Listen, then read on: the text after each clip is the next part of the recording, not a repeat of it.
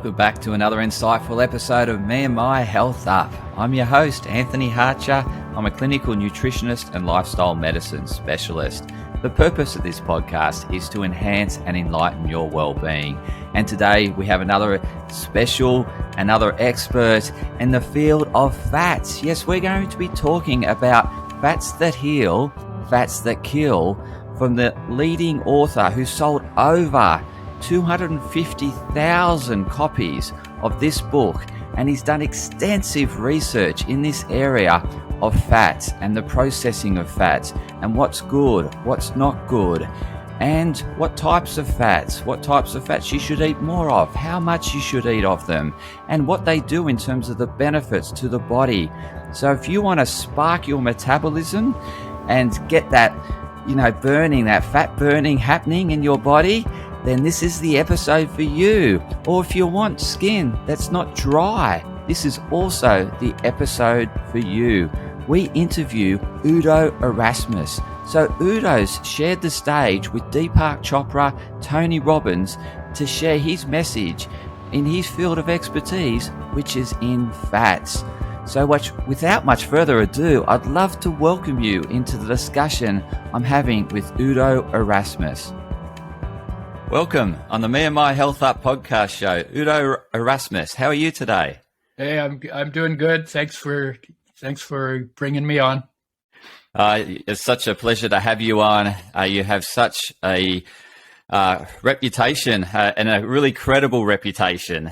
So it certainly precedes you in terms of the work that you have done over your past 40 years. It's incredible. Really have driven home an educational message around fats and the better fats and the not so good fats. And that's essentially what we're going to chat more about today on this episode. But before we get into that, I'd love you to share your story as to how you have arrived at what you're doing today with the listeners. Well, the long story is I was born during the Second World War in Poland when it was part of Germany. And I was a refugee child when I was 2.5. We were fleeing from the communists in tanks and trucks. And the Allies, the good guys, were using us as target practice. We were on dirt roads, mothers with young children in horse-drawn hay wagons. There were dead horses and dead people in the ditches. And they were using air artillery to shoot at us. And my mother went through the fields. It was in winter. It was really cold, because she couldn't, it was safer than the roads. And so she had 6 kids. 4 of us got left behind, ended up in an orphanage. It's long story, eventually got reunited. But that was like early experience. And it was awful then, but it seems like a gift now because it made me start thinking about things very early. And when I was 6 years old, I listened to people argue, and what they argued about was really trivial, and it made me uneasy because the tone, and the thought occurred to me, there must be a way that people can live in harmony. And this little cocky voice from a 6-year-old who doesn't know how complicated everything is, I'm going to find out how. And so that's been my driver pretty much all my life. I went into science to find out how things work, then into bioscience, how creatures work, then into psychology, how thinking works, all in service to this quest.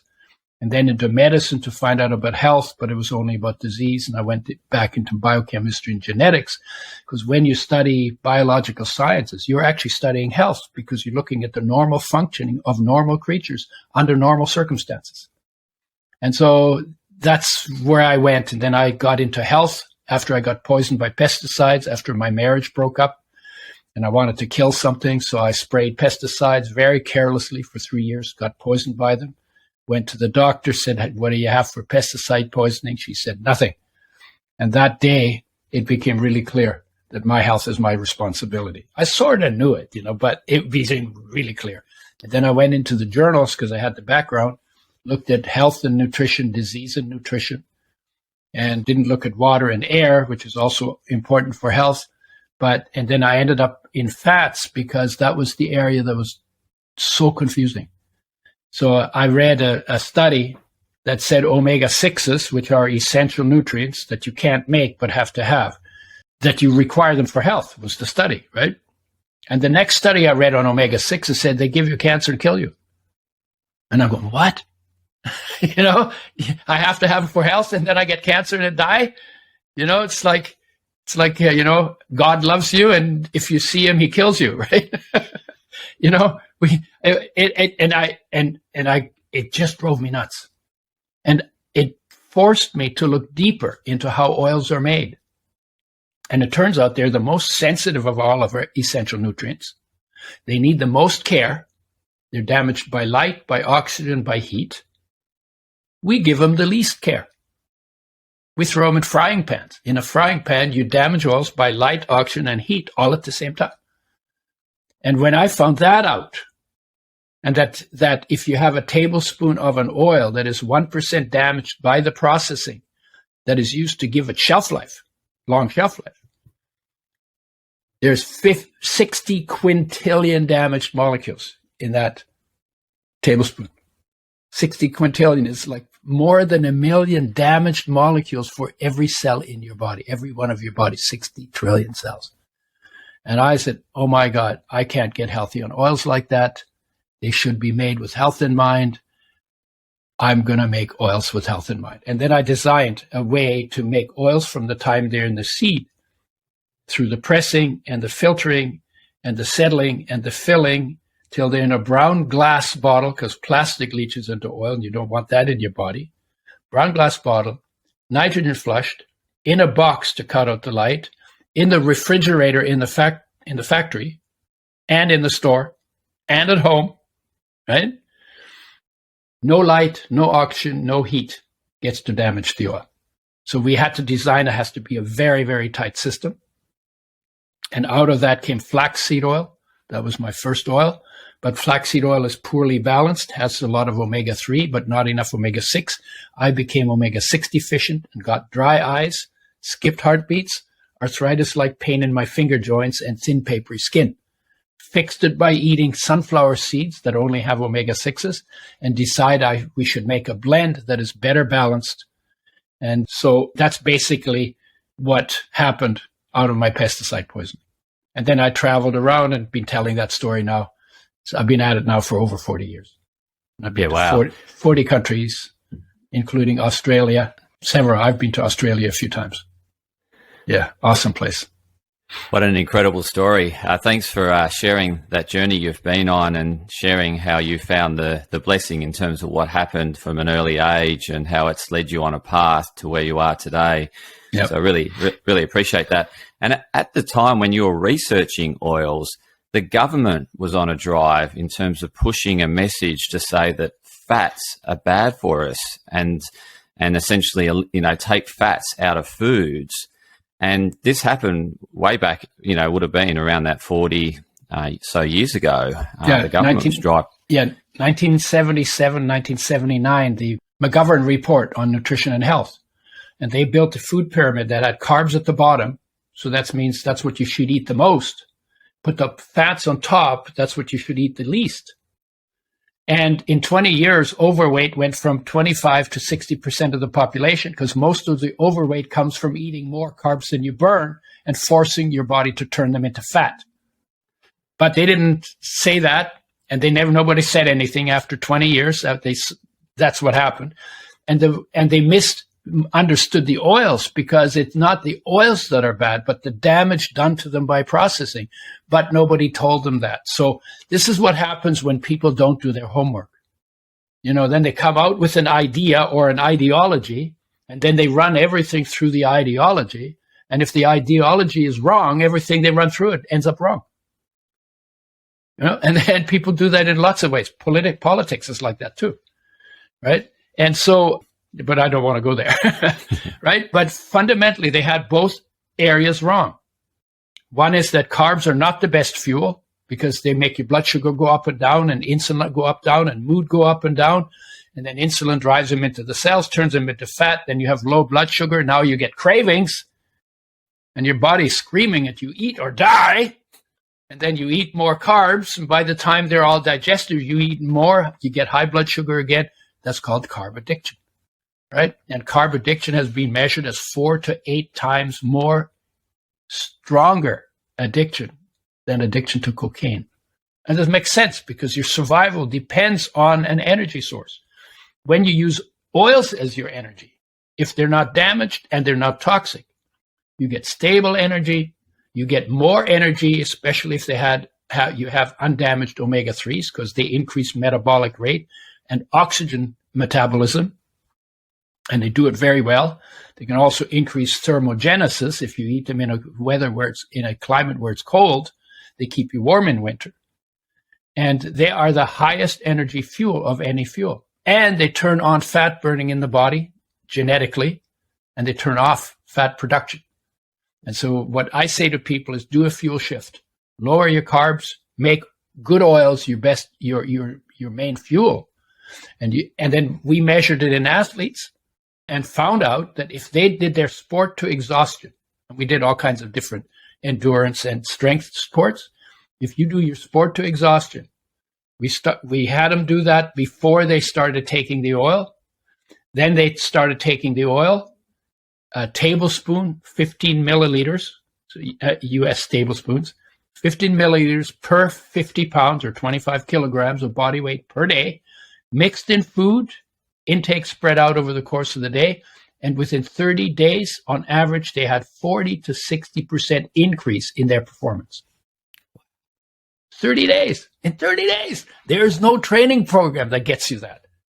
Wow. And it's just because you're giving your body the best fuel that keeps your fats burning. That I call the omega-3s the fat burning fire starter. Right? Because that's what they do. That's one of the things they do. Yes, I was just going to get into, I guess, the fats that heal, and the fats that kill. So that's the title of your book that's sold over 250,000 copies worldwide. So I'm really keen for the listeners to understand, well, first of all, let's start with the fats that heal, because you've mentioned omega-6 and omega-3 and the benefits of taking them.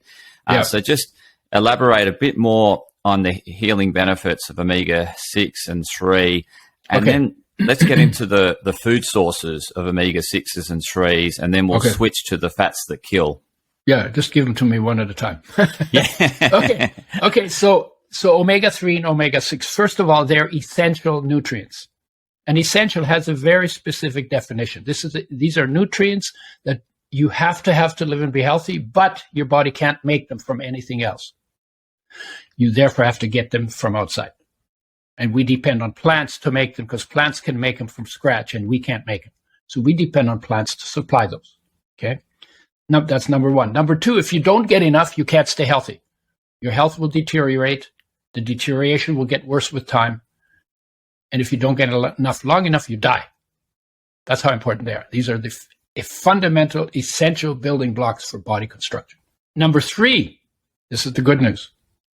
If you're going down because you're not getting enough, and you bring the missing essential nutrients back into the diet, then all the problems that come from not getting enough are reversed. Because life knows how to make a body that works, provided we take responsibility here at our mouth to make sure that all of the essential building blocks land in the body in adequate quantities for life to be able to do that job. And that definition applies to 18 minerals, 13 vitamins, 9 essential amino acids that come from proteins, and 2 essential fatty acids that come from fats. Okay, that's what essential means. The only thing from fats and oils that is essential is omega-3 and omega-6. Omega-3 is called alpha-linolenic acid. Omega-6 is called linoleic acid. In our intake, we all get, pretty much everybody gets enough linoleic acid, omega-6, but in a partially damaged form. And 99% of the population does not get enough omega-3 for optimum health. So we have to do two things in our fat intake. We need to switch out the damaged omega-6s for omega-6s undamaged, made with health in mind. And we need to bring in the missing omega-3s also made with health in mind. That's what we need to do. Where do they come from? Omega-6, flax is the richest source, but the balance between omega-3 and 6, which is also important, is not good in flax. Poor balance. I became omega-6 deficient on flax oil. got dry eyes, skipped heartbeats, arthritis-like pain in finger joints, and thin papery skin. I already told you that, right? So flax is the richest source of omega-3, and pretty much all seeds and nuts have omega-6 in them. So omega-6 deficiency only happens on people when they go on really low-fat or no-fat diets. And they could literally kill themselves on a no-fat diet. If they stay on a no-fat diet long enough, you die. Because you're not getting either one of the two essential fatty acids. You have to have those. Everything else is optional from fats. Everything else.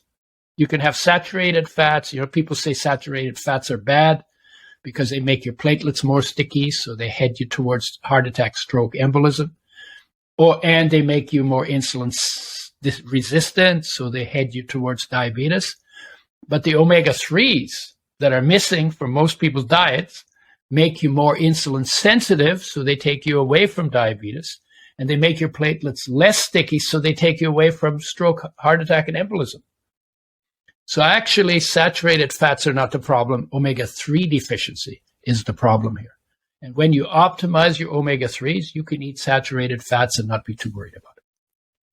Right? So sources, seeds, nuts. Seeds and nuts are the richest sources. Soybeans are 18% fat. Grains, 2 to 4%. Most beans and lentils, about 4%. And then fruits and vegetables, 0.1%. So everything has some fat in it. But seeds and nuts are usually the sources from which oils are made. And then soybeans. Right? And through your research, what have you found in terms of that optimal daily dose of omega-3 for good health? Yeah, what we find, a tablespoon per 50 pounds of body weight per day. So that for most people, and this is US tablespoons, 15 milliliters. So 2 to 4 15 milliliter tablespoons a day, mixed in food, spread out over the course of the day. Because most people weigh between 100 and 200 pounds. Okay? You mix it with food, spread it out over the course of the day. You want to use it for frying if it's made with health in mind, because frying is the worst thing we do to oils. It is the dumbest thing we ever invented. And I know we're going to get into that in a second. So, and they're literally compatible with any food. So you can put them on salads, and you can put them on fruit, and you can put them on steamed vegetables. You can put them in soup.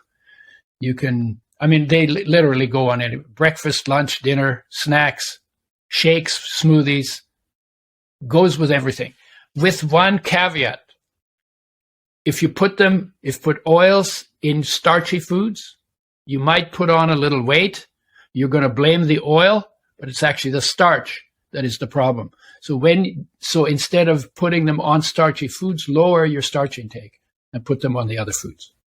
And I call that a fuel switch, not a fuel addition, but a fuel switch. Switch and make good oils your prime source of fuel rather than carbohydrates. So I'm turning that food pyramid upside down. Not actually. The greens should be on the bottom of the food pyramid. But oils should be made with health in mind. And when they made that food pyramid, by the way, they blamed fats or oils. They blamed it on what should have been blamed on processing, on the damage done by processing. That's what made the oils bad. So they need to be made with health in mind. That's why I got into, oh my God, we need to make oils with health in mind. So so I think that sort of covers what we need from oils, what's good. And in terms of the dry weight equivalent of seeds and nuts that you'd need to have in order to match that sort of 100 to 200 mils of the omega-3 oil, do you know roughly how much the dry weight would be of seeds and nuts? Yeah, yes and no, because seeds and nuts vary in how much oil they contain. Anywhere from 15 to 60 or even 65% of a seed or nut will be oil. And then each seed and nut has a different fatty acid profile of its oil. So it gets complicated. But you could, and I found, and because somebody asked me, why don't we just get it from whole foods? Because that's nature, and nature, is what makes us optimally healthy. Well, nature's mandate is not optimal health. Nature wants you healthy enough to grow up, to reproduce, to look after your kids till the kids don't need you anymore. By that time, you might only be 40 or 50 years old. And when the kids don't need you anymore, nature doesn't need you anymore either. So then it's recycling time. And it's quicker to recycle someone who's not in optimal health than it is to recycle someone who's optimally healthy. So nature's mandate is not optimal health. Okay? That's interesting. What I did, because I wanted to test it, because I didn't know, I took 5 tablespoons of flax and 3 tablespoons of sesame and sunflower seed. That gives me about the ratio that I wanted. That is the 2-to-1 ratio that we use, more omega-3 than omega-6. And even in summer, when I need less oil than in winter, I could not keep my skin from drying out. Now, we use skin as a measuring tool. In Australia, that would be very easy because it's pretty dry. And you get drier skin in the desert than in the tropics. It shows up more. If your skin is dry, you need more of the right kind of oil because omega-3 and 6 together form a barrier in the skin against the loss of moisture. And skin gets them last and loses them first. That's why we use skin as our measuring. And everybody's got skin, so everybody can figure it out. It's not complicated. In winter, I use 4 tablespoons, 60 milliliters, and in summer, 2 or 3, so 30 to 45. In winter, more of that oil is burned for energy. It's called a warming oil because it actually increases thermogenesis. And so in winter, that it keeps me warm. I used to be very cold sensitive until I started learning what I learned about oils and started making oils and using them. And now I can walk around in my shorts in winter and with a t-shirt, and I feel the cold, but it's not biting like it used to be. And that's because the body adjusts and I just get hotter, right? So, and then trying to figure out, so I can't get enough for optimum from seeds and nuts alone. Eat the seeds and nuts, and for some people, they might be able to do it with that. If your skin is still dry, then use oil on top of that. Because seeds and nuts are definitely good food. Highly recommend them as part of the food program.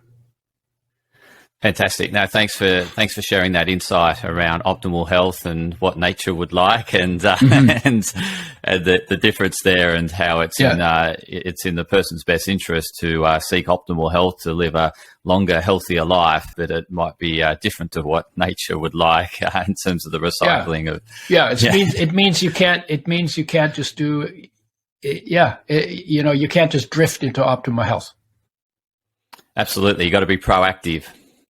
Yeah, and that's what you realised when obviously you experienced that poisoning through the pesticide. The other thing I knew about it is, your body is a major construction site.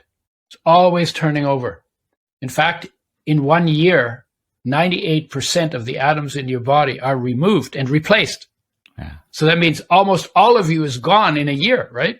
So then if you raise your standard, because you don't feel so good, or you're sick, or you have something, right? So you raise your standard closer to fresh, whole, raw, organic, and probably more plant-based for humans. So you raise the standard within 1 year, you will have rebuilt 98% of your body to a higher standard. Wow. That's why healing is possible, because the body's always turning over. So you raise the standard, better life. Right? And that's true in other arenas as well, right? Raise the standard, better life. Absolutely, 100%. And we're going to now get into the fats that kill. So you've spoken a lot about processing, but any other insight that you can share? Beyond? So first one, worst thing we ever do, worst thing we have ever invented to do to our food is fry them. When you fry foods, it is the dumbest thing we've ever invented in 200,000 years or however long we've been here from the perspective of health. Because you put oils in the frying pan and then you damage them with light, oxygen, and heat all at the same time. You burn your food. And the research says when you burn carbs or you burn protein or you burn oils, each one independent of the others increases inflammation and increases risk of cancer. Frying is the dumbest thing we've ever learned to do to our foods. And oils are the most sensitive foods, so the most damage is done to oils. You throw oil in a frying pan, then you wait till it turns into smoke, right? Well, smoke is carcinogenic. And there's research that has shown that cooks who spend 8 hours in front of their frying pan on their job have 400% higher lung cancer than people at home who only spend 2 hours in front of the frying pan cooking their food for their family. Right? Obviously, dumb thing to do. So get your frying pan, or whatever you call it, whatever you're frying, get it out, turn it upside down, hit yourself on the side of the head with it really hard so it's associated with pain, and throw that stupid thing out if health, as a step to improving your health. Now, I had arthritis in my knees when I was 38. And it wasn't really severe, but if I bent my knees a little bit, put a little pressure on my knees, they hurt. I turned 80 this year. So I'm a bona fide member of the old Coots Club, and I have zero pain in any of my joints. And I don't have swollen joints. And I don't have all of that inflammation stuff that goes with arthritis and rheumatic diseases. Zero at 80. What did I do? I threw out my frying pan, and I don't eat fried foods. But I've gone further than that. I also eat mostly raw, like a lot raw, and mostly plant-based. And I use spices like turmeric and garlic. You want social distancing? Eat garlic. Right? So garlic, and then black seed and cinnamon, cayenne. So I use some of the strong spices, and they are, many of them, antiviral, antifungal, antibacterial, anti-cancer, anti-cardio, anti-diabetes, antioxidant, anti-inflammatory. I don't know if I missed any antis, but they have them all. I mean, literally, these are things from nature that nature made that are unbelievably helpful to us in terms of health. And that's because what they do is, the fuels are fire. You eat them for energy, right? And your life, your vitality is a fire in your body. But you want to have a good fire because you want to have juice, right? But you have a good fire, you're going to have sparks. And then the sparks fly out, and in a fireplace, they would fly out and burn a hole in your carpet. So we got a screen in front of the fire. Well, if we have a good fire, we need spark control too, and anti-inflammatory and antioxidant, and the spices that I just talked about are spark control. So you get a good fire and you get spark control. And then you don't have inflammation. And, and if you don't, like if you make white sugar, white flour, white oils, the way industry makes the oils, what they've done is they've taken a food that has fire in it, because these are fuel foods, and has its own spark control, like in cane and sugar beets and grains and seeds and nuts. They have antioxidants that they make for their protection. Well, they take all that out. So now you get fire, no spark control. It's like you just took the screen away from the fireplace, and the sparks fly out, burn holes in your carpet, and we call that inflammation.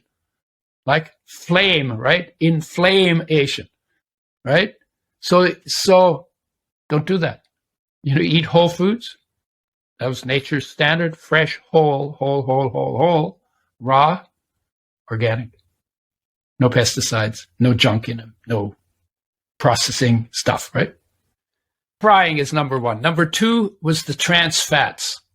They're still around. I don't know how it is in Australia, but now they have to be put on the label. They did not need to be put on the label for almost 100 years.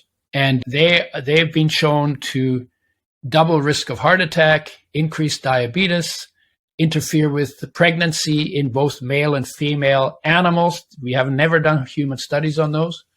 And industry put them in the food supply without any responsibility for the consequences. And finally, Harvard School of Public Health blew the whistle on them. And now so it's like really just until now. So they started in, I think, 2006. So it's taken about 12 years to remove them, make sure that they have to be put on the labels. But there are people who still use them. If they don't have to put labels on their food, they still use them. Like in airplane food. You don't have a little panel that says what's in there. They still put them in there, right? So that's number 2. Number 3 is the cooking oils. All the cooking, salad, culinary oils that are colorless, odorless, tasteless in plastic bottles. That's what most people use. They've been damaged 0.5 to 1%, maybe more, but at least 0.5 to 1%. They get you more than a million damaged molecules for every one of your body's 60 trillion cells in a tablespoon. And you use maybe 2 to 4 tablespoons a day. And if you fry them, you got to multiply that in by 3 to 6 times. And then you do that for 30 years. So you got to multiply that number by another 11,000 almost. So you have an enormous amount of damaged, unnatural molecules that you're putting in your body. And they go somewhere in your body, and wherever they go, they can't do the job of what's supposed to be there, and they interfere with what's supposed to be happening there. Right? So that's number 3. Number 4 is the saturated fats, and those are only a problem if you're omega-3 deficient. So those are the so-called fats that kill.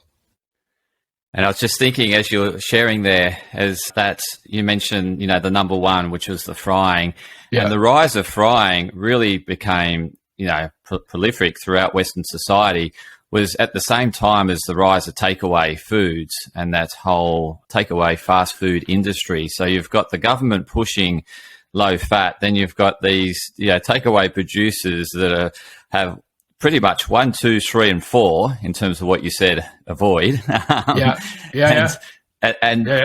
The rising consumerism around takeaway is happening at the same time. And as you mentioned at the start of the episode, you got this rising number of cases of metabolic diseases, obesity, type 2 diabetes.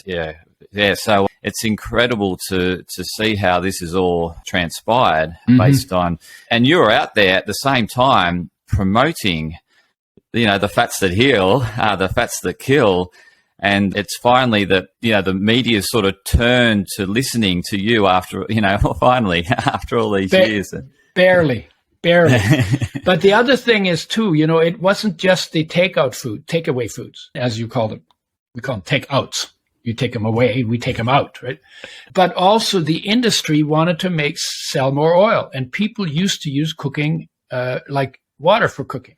I'm 80. I turned 80 this year, right? So I was around when that started to happen. So we cooked our food in water. If we had meat or steak, we'd throw it in the stew with vegetables and spices and cook it in water. And it wouldn't turn black. It wouldn't get smoked. It tasted great, right? Because people don't even know that anymore. So you want to boil your steak? Yeah, that's what I want to do because that's better, right? So, and then what the industry said, oh my God, they use water for cooking. What if we could use them to use, what if we could get them to use oil for cooking? Oh my God, we would set, you could almost imagine the meeting in the boardroom, right? Oh my God, we are going to make so much money. Oh my God. And that's what happened. They then promoted cooking as a faster method to my parents, your grandparents or great-grandparents or whatever, right? They promoted that. And in those days, people basically were pretty trusting. And they'd say, oh, industry would never tell us to do anything that wasn't good for us.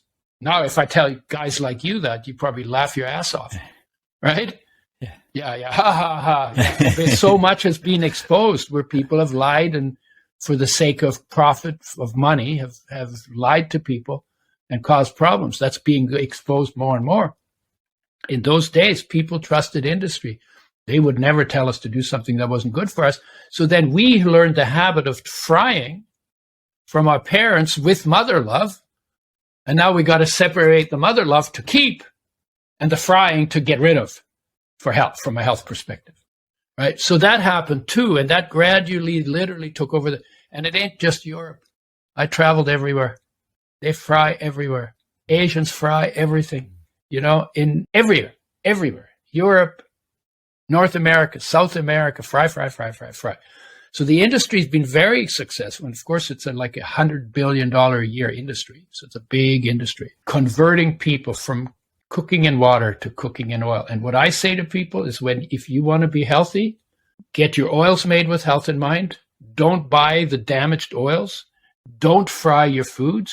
Go back to cooking in water. And then when your food is cooked, you can drink the water. Sometimes there's minerals in it. That's good. But then drain the water off the food and then add oil after the food has come off the fire, after it's come off the heat source. You can put it in hot soup on steamed vegetables, compatible with everything, and enhances flavors and improves the absorption of oil-soluble nutrients, many of which have super important health functions. Fantastic insight there, Udo. Like I was totally unaware of that transition between, boiling state. I mean, I sort of, I have heard of it, but I thought that seems weird, because I grew up where you just fried, and that's why you have to listen to old guys. Yeah, who were absolutely around when the dinosaurs were still here. Yeah. Well, I'm often telling my clients that, to get back to more traditional eating, and particularly if they're immigrants from overseas, that get back to what your ancestors ate and how they used to eat. And so that's what you're pretty much sharing today is. That's what I'm, that's pretty much what I'm saying. I mean, so you can sprout it, or you can, sprouting is probably better than cooking in water. If you cook in water, you destroy enzymes and probiotics that are in and on the food. So then you need to take supplements of probiotics and digestive enzymes to take a load off your immune system and to stay in the natural state. Because in the natural state, you got those from the raw foods, right? Yeah. So that's also, nature's mandate, fresh, whole, raw, organic. You got to look at that as that's got to be a standard. And you maybe not there, start where you are, walk in that direction. Every step you take in that direction will get you improvement in health, and every step you take away from it will cost you something. Wow.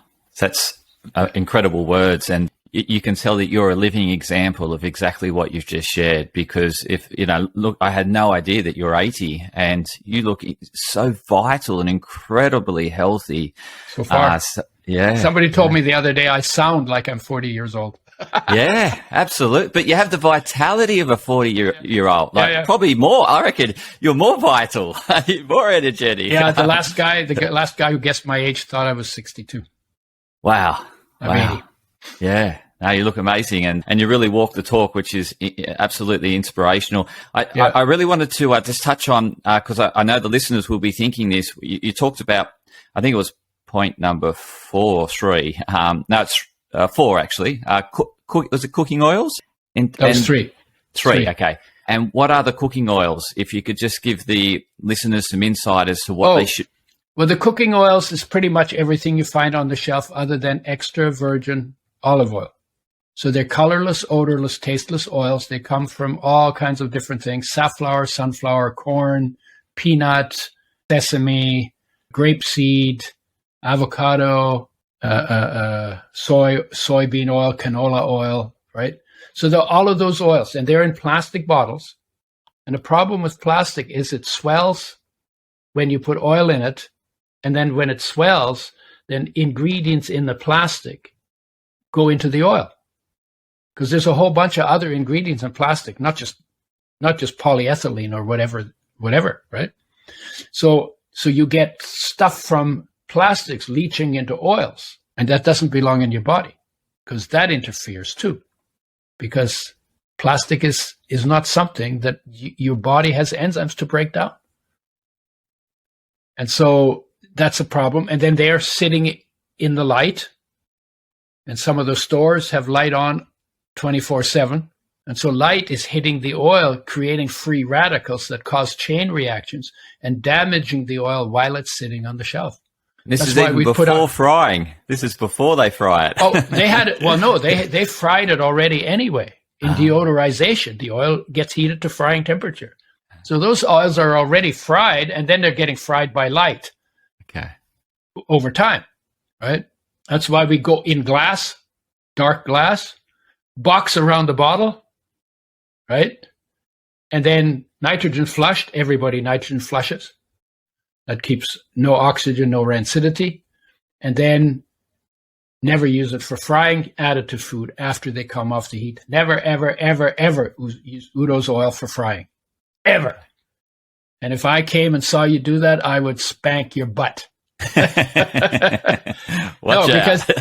the better than oil is for you, the worse it becomes when you fry it. So saturated fats, hard fats, are actually safer for frying than oils. But they still burn the food, and so you still get more inflammation and higher risk of cancer, right? But they're not damaged as much because they're more stable and therefore more resistant to damage by light, oxygen, and heat. Omega-3s are the worst. And there's a difference in sensitivity to damage from saturated fats at 1 to fish oils at over 150 times more sensitive to damage than saturated fats. So maybe if you can't stop frying right away, stop frying with oils, fry in coconut or something like that, right? But you got to make sure you get the omega-3s and 6s, otherwise the saturated fats are going to hurt you, right? And then go to saturated fats and then go to water and then go to raw. But you want to head in that direction and don't take longer than your lifespan to get there. Absolutely. Right? Otherwise, they won't be looking like you at 80. That's right. Got to get off your. You gotta get off your. You know what? Get off your butt. Udo, I'd love you to share with listeners in terms of how they can best connect with you. How can they find the Udo products? How can they find your book in terms of Fats That Heal, Fats That Kill? Please share. Yeah. Fats That Heal, Fats That Kill. You could just go on you can go on my website, which is very easy, Udo's Choice, UDOS choice.com. And I do other things too that have to do more with health and the rest of human nature at udoerasmus.com. You'll probably have it in the show notes so they know how to spell that one. I'm on Facebook. I'm on Instagram. I have a YouTube channel under Udo Erasmus. I'm not hard to find. And in Australia or wherever you are, it's sold in health food stores. You find it in the fridge in health food stores, in a brown glass bottle, in a box, in the fridge, in the supplement section in health food stores. That's the needle in the haystack description. And I work with digestive enzymes and probiotics as well. You can see all of that on udoschoice.com. That's the website where we talk about the products and why we made them like that and how we made them, all that. And I'll include all those links that Udo shared in the show notes, his social media links, his website links, so you can go directly to the show notes and click on those links to find the products, the book, and all the education that he shares on his various profiles. So, and before we conclude, where did you come to in terms of that quest for harmony that you mentioned at the start? As a little boy, you had this search and quest for harmony. What have you arrived at? We're going to do another show on that one. Okay. That's going to be a completely different show. Okay. Because I can't do it justice in. We're already almost an hour into it here. Yeah. Right. I can't do that justice. So let's do it as a separate thing. Okay. And then we'll lay it out. It's beautiful. It is beautiful. Fantastic. But the short answer is, I actually found it, and awesome. And it's made awesome difference to my war baby life. Wow. Because I don't operate like a war baby. Wow. Some people do all their lives because it's traumatic. It's pretty seriously traumatic. But there's something in us that is never traumatized, cannot be traumatized, and when we can find that place in us, the quality of our life completely changes and everything starts to fall into place. And it's not about religion, it's about experience. Wow. Yeah. So you want to do another one? Let's do another one. Absolutely. So listeners, stay tuned for part 2 with Udo Erasmus, and we're going to be talking about harmony and his quest for harmony. So that will be another insightful episode. I really appreciate the insight you shared today with us, Udo. I've learnt an incredible amount. So it is just, you've really spelt it out so loud and clear that I really going to do my best to get it out to as many people as possible on this earth. Thank you, and I'll help you. Yeah, absolutely. I'm totally aligned with your quest and your mission, and I will do everything humanly possible to get the information out there and to start driving people or helping steer them in the direction of optimal health. That's the goal. There's only 8 billion people, so it's a small job. Absolutely, but as a team, as you said, we'll get there. We'll get there. It's a quest. Yeah. You're not the only one doing it, so absolutely. We're under pressure, we're under pressure to go there. So this is all good. Yeah, absolutely. And I'm going to join your bandwagon and get on board and certainly spread this far and wide. And to the listeners, I really appreciate you tuning in to another insightful episode of Me and My Health Up. Stay tuned for part 2 with Udo Erasmus. It's going to be incredible. I hope it was helpful to you. Absolutely. And I can guarantee the listeners will share that feedback. So thank you, Udo Erasmus. I very much appreciate this. Thank you. Thank you.